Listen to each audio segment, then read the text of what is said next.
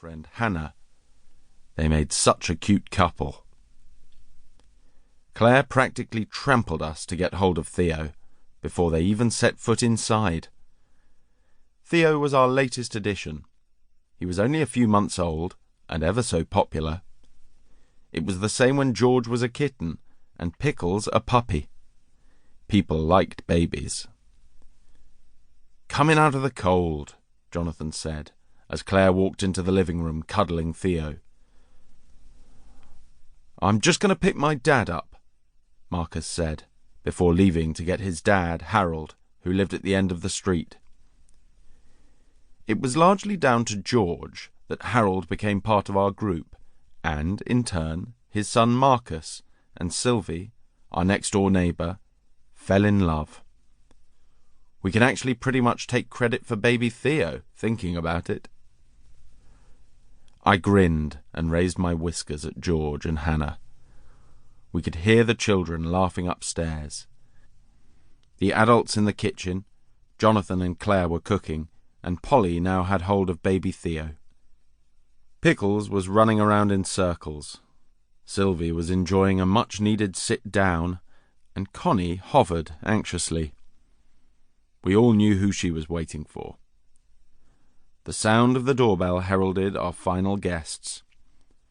As well as Harold, who brought his cat Snowball, my girlfriend and first love, it's a long story, so I'll tell you about it later.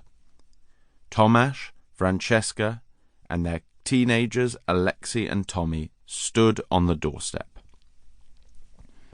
There were more hugs and kisses and nuzzles and strokes before we were all finally in one place. Our family lunch was about to start, and I couldn't have been happier. George, Hannah, Snowball, and I snuck into the garden.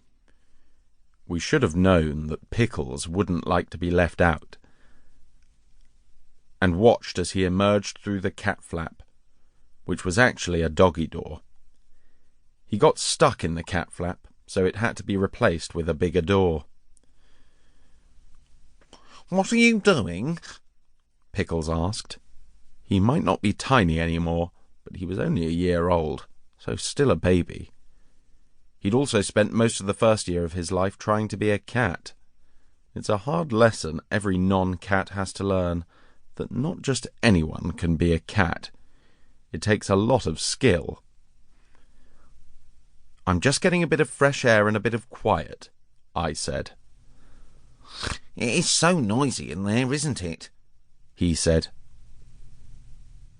"I love it when we're all together, but we are a lot, aren't we?" George stated. There was no arguing with that. We were a lot. Lunch was in full swing. We didn't have a dining table big enough for everyone, so the children sat at one table and the grown-ups at another.